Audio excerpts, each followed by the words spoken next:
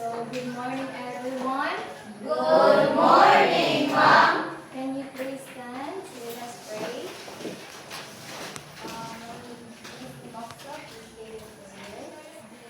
Are you ready to pray this next? Yes, we are.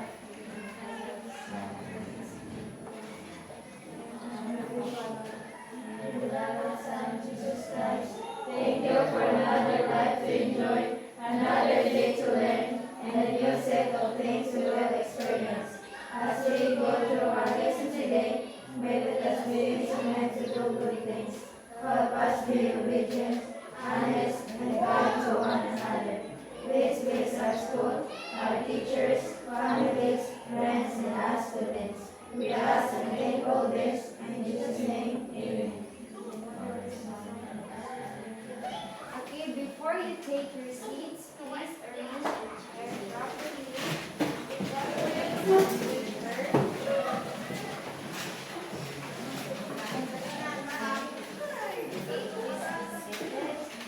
So, is everyone present today?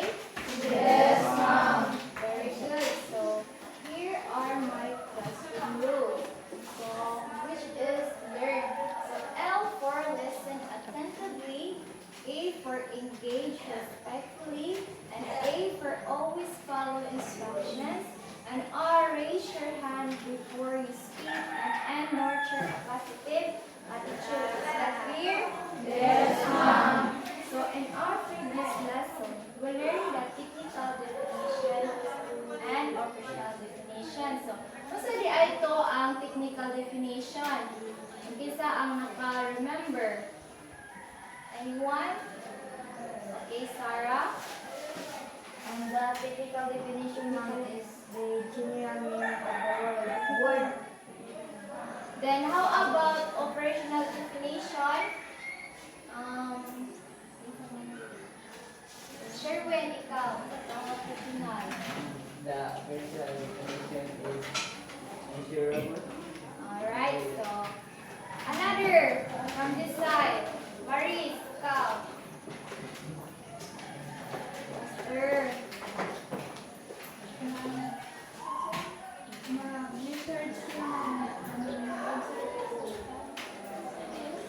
Yes, so technical operation BI is a formal meaning of a word, like what we see in the dictionary. Then, operational definition, like explain how words used or understood in a specific situation. Buha? Yes, Ma'am. So, I have here a jumbled words. So, can you guess kung isa na siya?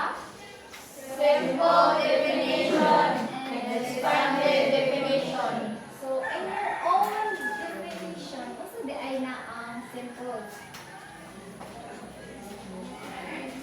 Isa na ang simple definition. Ikaw. Alright, very good. And how about sa ikaw? Gusto mo na ang simple definition? Short lang. Okay lang.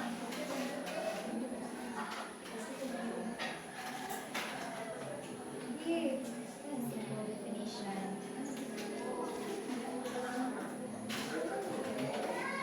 Or daw gihapon niyang idea. So, ari ta sa pika sa IB.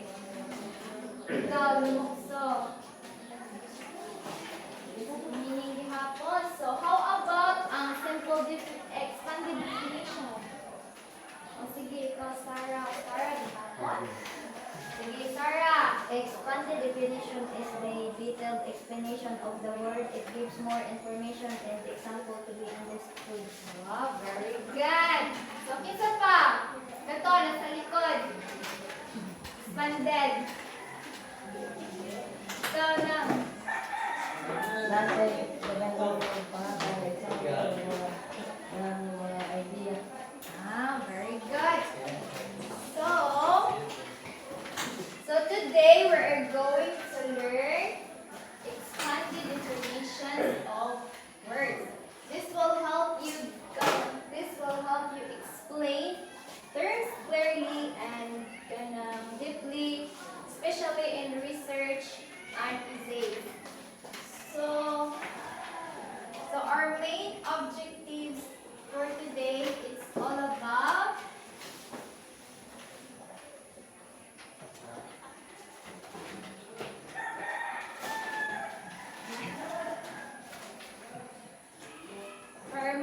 objective is define expanded definitions of words. Define expanded definitions of words and write a good expanded definition. Is that clear? Yes, ma'am. So, let's have a group activity. So, which we called as stretch the word. So, kanang please cut off, mag-start at diri sa pitasan. 1, 2, 1, 2, 3, 2, 3. all group 1, please stand up. Stay from this side.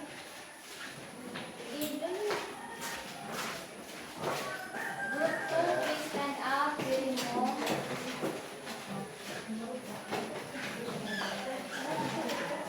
Group 3, are sa center.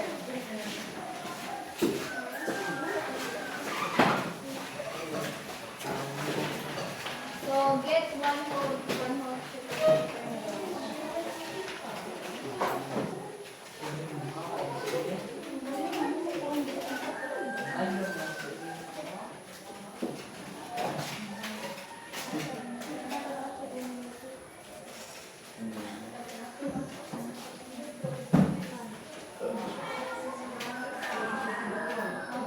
So each group will get a word friendship, success, or education. So group 3, you will get education.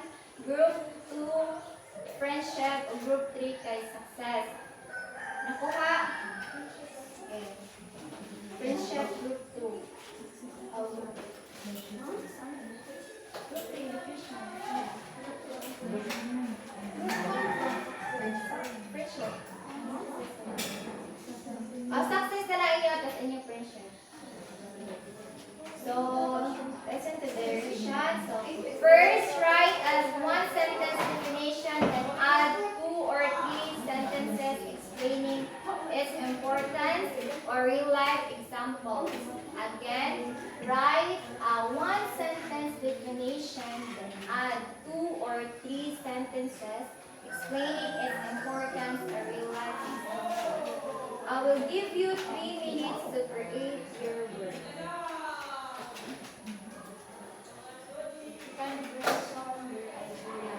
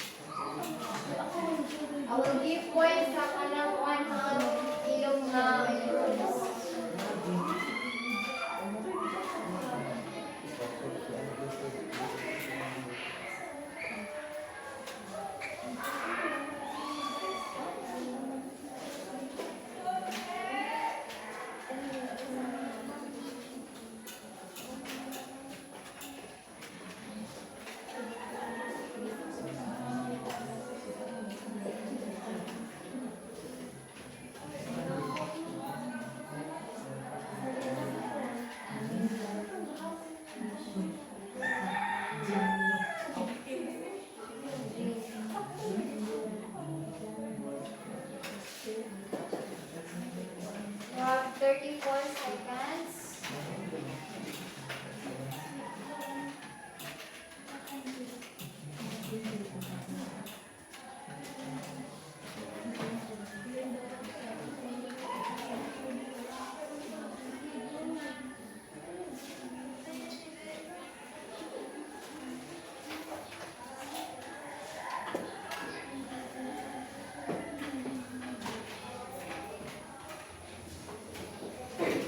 Okay, time's up.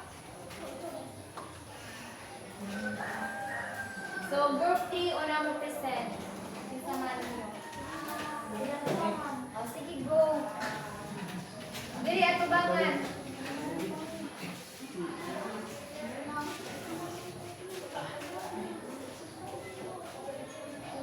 Education. Education, it is a way for people to learn and gain more knowledge.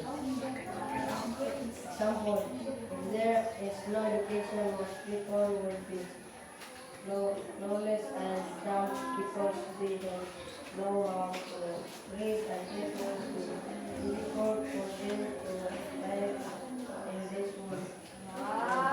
Clap your hands. So, daw education is a way for people to learn and gain more knowledge. Then, ang ilang example sa ilang real life, kahit there is no education, most people would be clueless and dumb because they don't know how to read, and it will be difficult for them to live in this world. Wow! So, group 2. Isa man ang present sa inyo. Direct. Oh, yeah. There is no wrong answer. Go. Ang simple definition ng kay success is the result of your hard work. Ang expanded definition ng kay ang success niya. For example, you get a high score on your exam because of your hard work, and that's highest grades. Okay. So, ang ilang kanang pag-define sa success is the result of your hard work. Then, ang ilang numerous examples kay you got a high score on your exam because of your hard work and got a highest grade. Sige, group 3. Tama.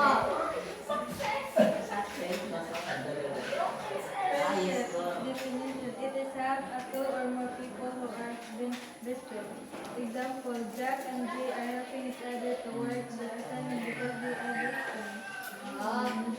So, ang ilang pag-define sa friendship, guys, it is have a two or more people who are best friends. Then, ang ilang real life examples, guys, kuan, Jack and Jay are helping each other to work their assignments because they are friendship. Sige, clap your hands!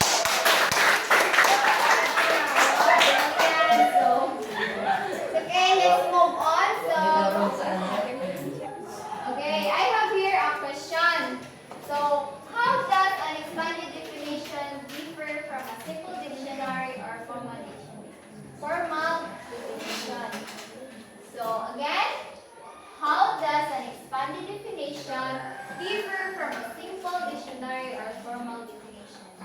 Sige, you can share your idea. Anyone? So, walay mo here. Okay, Sarah. The difference between them is that the simple definition is the general and basic meaning of the word, and it is more formal, while the expanded definition is very easy to understand because it gives a detailed explanation of the word and gives more information with example. Very good. Who else? Isa pa yung idea. Simple lang yun. Okay, Sherwin, ikaw eh. Sige, go. Oh, sige, saya. Masabta na ito ang expanded definition kay wording save na siya kay simple dictionary. Ini bina side big na hilom-hilom ra.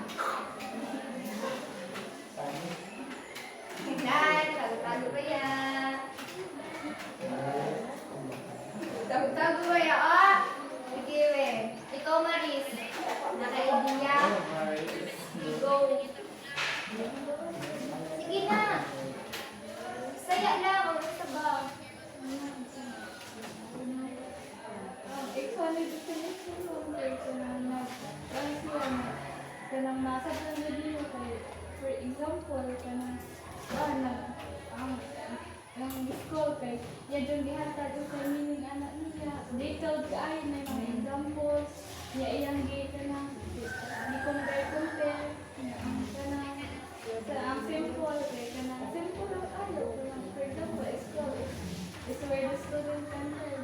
Okay, very good. So, tao na to, sakto ba inyong answer? So, answer. An expanded definition explain a terms in detail using examples, descriptions, or comparison. While a simple dictionary definition gives only a short and formal meaning. Sakto yung gingon? Yes, ma'am. Okay, let's move on to next question. Why it is necessary to expand a definition when writing a research paper or an essay? Ano man, necessary man ang expand definition is gamitin natin sa research paper or an essay. You can answer B. Ikaw, Margie. Ano niya? Idea? Sige. Sige, ikaw. Ay, nakagiingon. Para masab ka ang isipan ko para tayo dito ang isunod dia kay ganing ko ang detail ang pagkakaan para masab ka ang isip gamit ang isunod. Alright. Ang teaching na side bigay yung Francis sa ikaw. Ako ang anak na more clear ang aking legacy. So here, okay. Who else? Dapat ni mo Sarah. Kisay na Jillian, ikaw B. O ikaw Sarah, naka-idea? So that the reader of your research paper or an essay will not be confused if you use expanded definition because you explain the whole thing. Oh, very good. Clap your hands. Answers, ha? Okay. It is necessary to expand a definition in a research paper or essay to make the idea clearer and help readers fully understand the topic. Sa pa yung ingon? Yes, ma'am. Okay, next we have simple definition. So, ang simple definitions kay gives only the basic meaning of a term. So, who can give me an example of simple definition?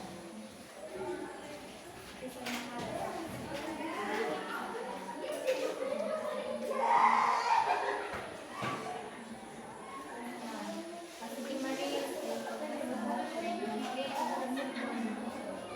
School is where people can learn. Yes, very good. Very good. So, another. Ang tapan ni mo, Sherwin. Kisingan niya. Si Rosalinda, ikaw. One example lang sa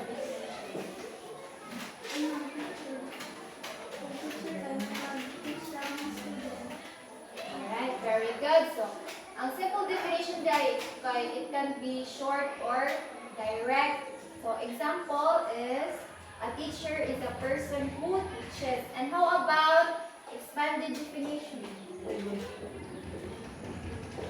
Expanded definition is a detailed explanation of a term. So, sakto to yung ipang-inom ganina. Then, an expanded definition can be a paragraph or more. So, it does not only give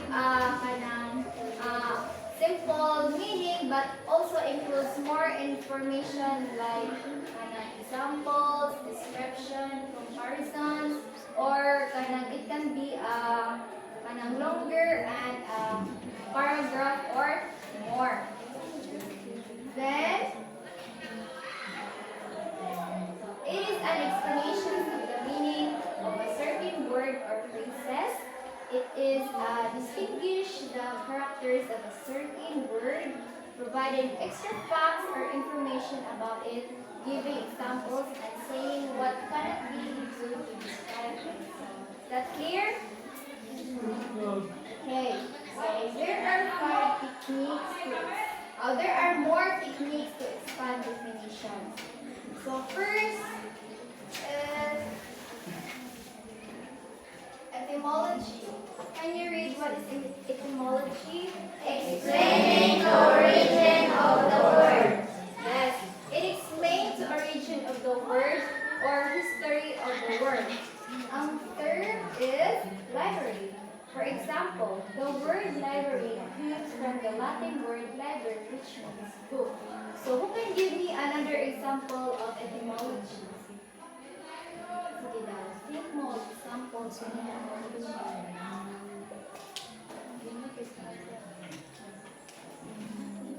Sarah, do you have any idea?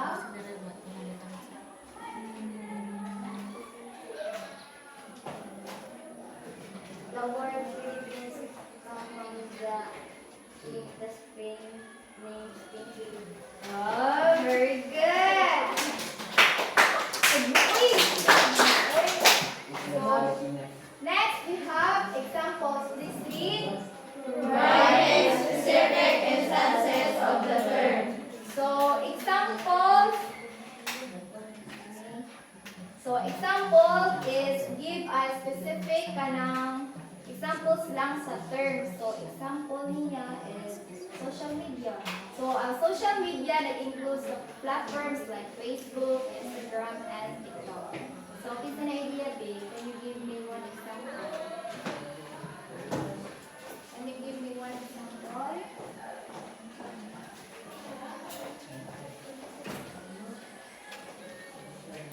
Sure, wait, ikaw, babe. One example.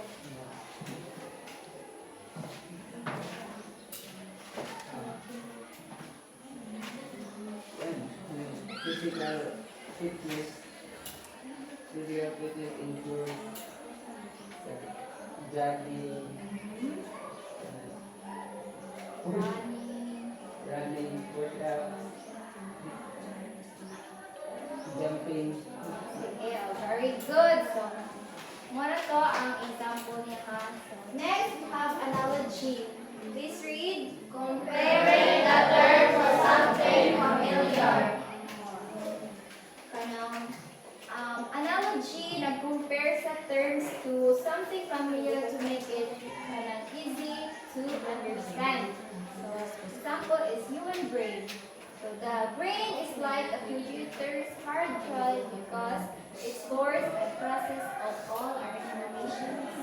So, who can give me another example of analogy?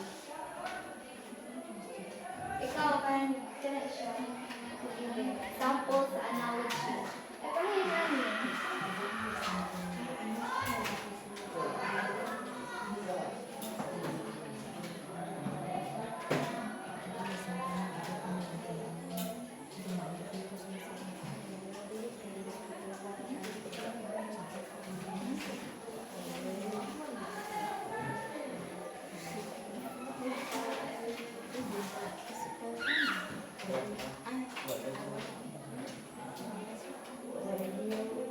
Hello, friend, babe. Raymond! Ikaw, kaya naghinukto ka din ha. Raymond! Gani, oh. Sample lang. O, wala friend, hapon ta. Wala friend. Isa man. Ikaw. Okay, guitar. Oh, human brain. The brain is like a computer hard drive. Because it stores and processes of all our information.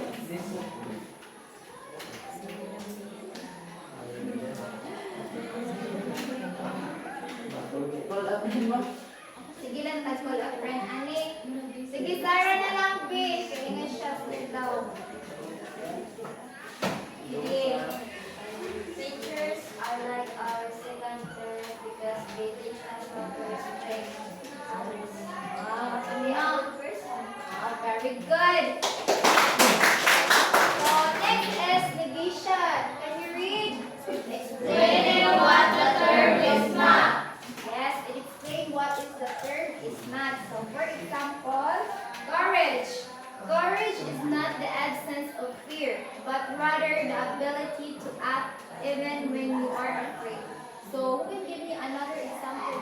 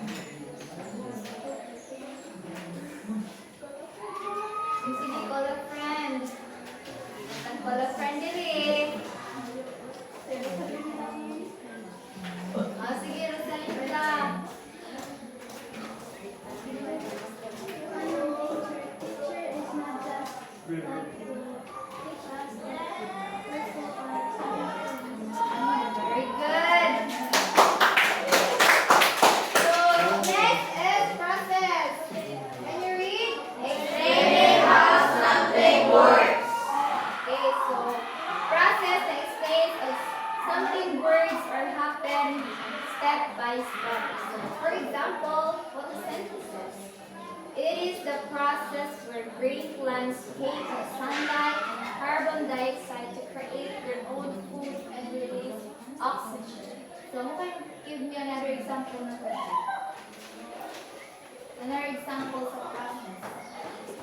Ano lang sa yun? Okay.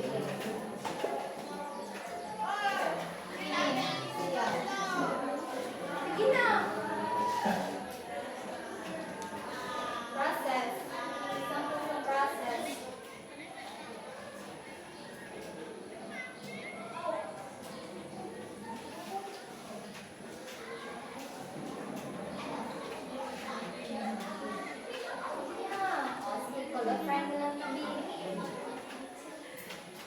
Sherwin, ikaw, suto ka ni Raymond.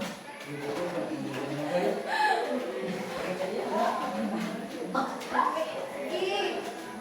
Okay. Raymond. It's not as if where you cook the Very good. What? Very good. Next is history or background. So history and background discusses the history of the term use and controversies associated with it. So example niya ay the use of arbitrations as third-party meditation dates from the 1630s. So, pawalan din mo sa history and background, no? So, next is description. To explain the color, size, and shape. So, example, arbitration is the process of an argument between people solving by helping them to agree to an acceptable situation. So, babaw na po muna yung description, no? Nag-gets your description? Yes, ma'am. Then, classification. To show how the topic fits into a larger category. So, example, attribution is one of the alternatives to going into a formal court to settle this points. So, nag-gets your point and classification? Yes, ma'am. I'm sure. Yes, ma'am. Next is comparisons or contrast. To show how the topic is similar or different from others in the class. Example, the main differences between arbitrations and litigations law is that the court is involved in the case of litigations as it is always lawsuits, whereas its arbitrations, a settlement between the parties, is done outside of court. Nag-gets ra? Yes, ma'am. Okay. Dahil dyan na ang comparison and contrast, no? Yes, ma'am. Okay. So, let's have a recap.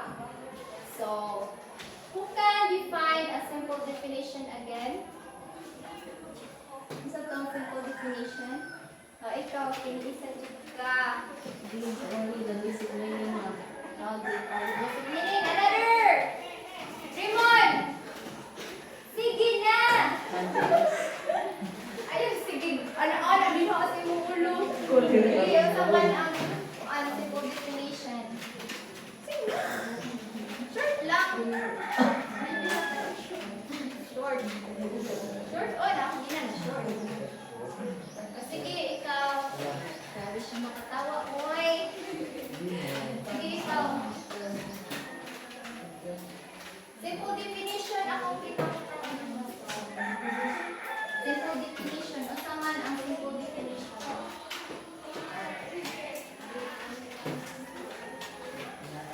Wala.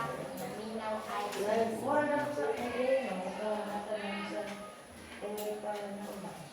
Very good. It gives a short, basic meaning or direct lang siya. So, how about expanded definition? Isa man ang makarito, isa to ang expanded definition. Maris, ang sa doon expanded definition? Again, what is expanded definition? Sabi definition ng detailed version as an example, analogy, comparison. Very good. So, expanded definition, kay, it is a detailed explanation and it can be longer or a paragraph work. So, how about the 5 techniques? Katong mga techniques, ano sa to?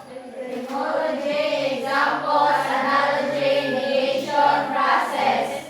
Description, classification, comparison, and contrast. Alright, so,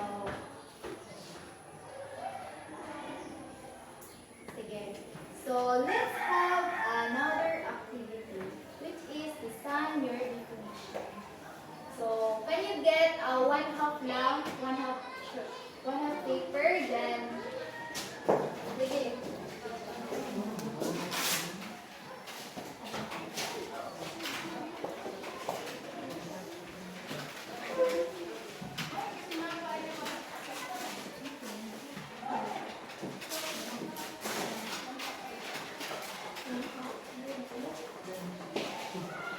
Okay, Nana, Raymond, basta man, pabili mo.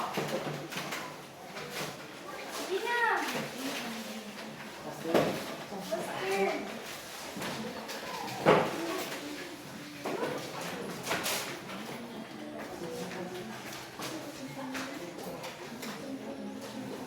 So, read the direction first.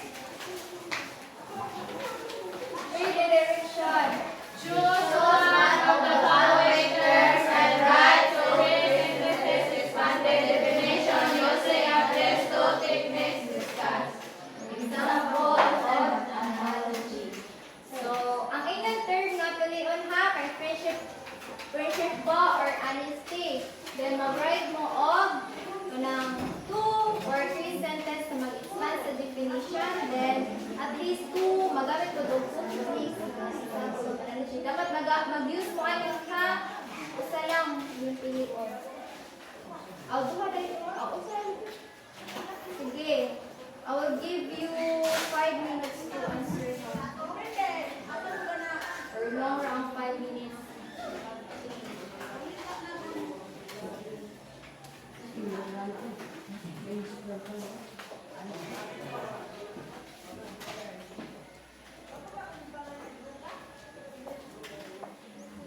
And mag-need ko og 3 volunteer or 4 nga mo read silang work.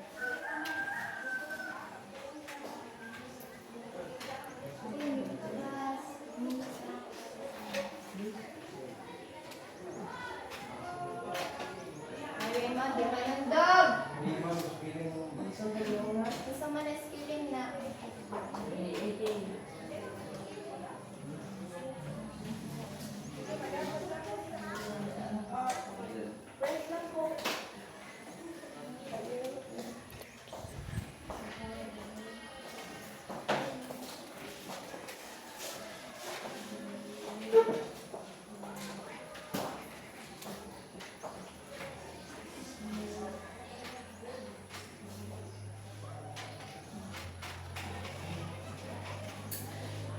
Dana?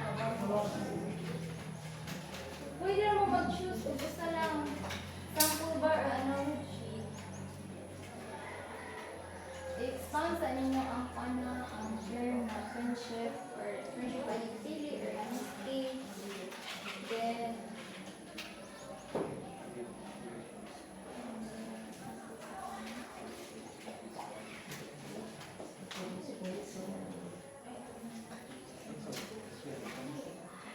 Dana? Okay, nakamove. Please.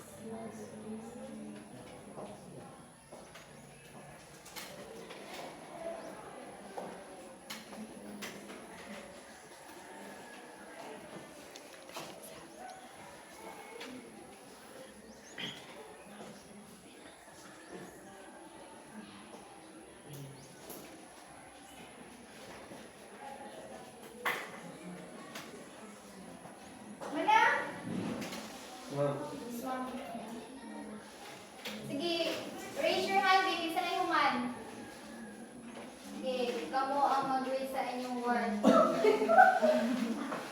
Another, ngin na kung duha pa.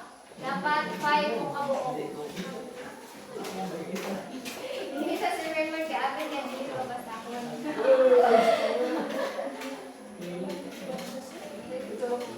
Sige, kumana mo. Simple lang mo. O sige. Kumana. Hata ka. Sige, go out. Okay, time is up. So, isay mo na sa inyo. So, Maris, ikaw. Please read your work. Sige, atubangan. Friendship. Sige, Friendship where you trust each other, share problems, help each other, even in a difficult situation. For example, your friends have a family problem and they comfort, so you're there to comfort her and give advices.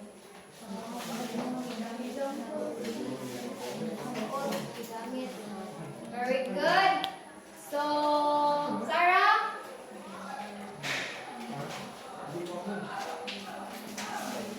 I use the term analogy because I am comparing the word friendship to something familiar. Friendship is a bond or connection between two or more people. Example, friendship are like the bond between you and your siblings because they deeply care, respect, and trust each other. Alright, very good. So, another. Raymond, ikaw, sige na. Sige, Sherman. Sige, sige.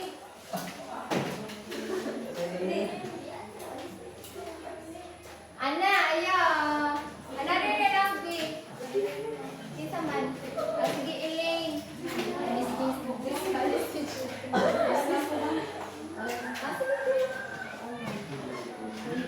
relationship with a true friend. It is a strong relationship and a friend who is there when you can have conflict or a friend who stay with you no matter what. Okay, so let's have a thank you. So pass your papers. Let's have a short quiz, ha? Short quiz. Be faster.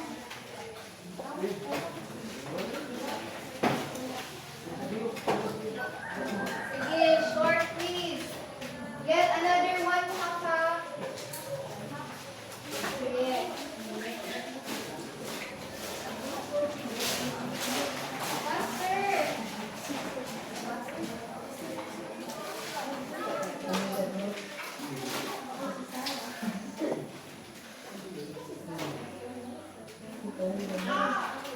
Okay. So, what is an expanded definition? 5 points, fine. Then list at least 5 techniques used to expand definition. Daghang techniques. Then short writing, expand the definition of the word. Respect and 2 or 3 sentences. 5 points lang.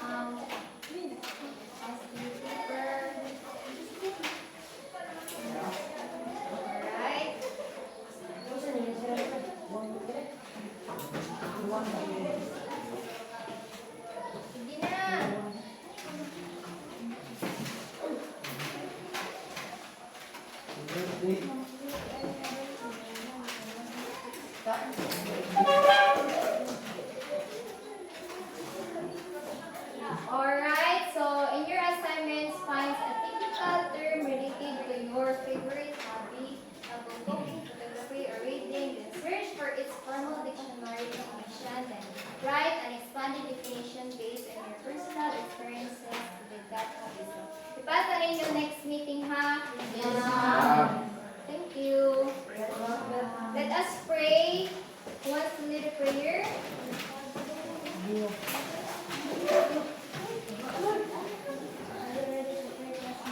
Yes, we are. Our Father, who art in heaven, hallowed be thy name, thy kingdom come, thy will be done, on earth as it is in heaven.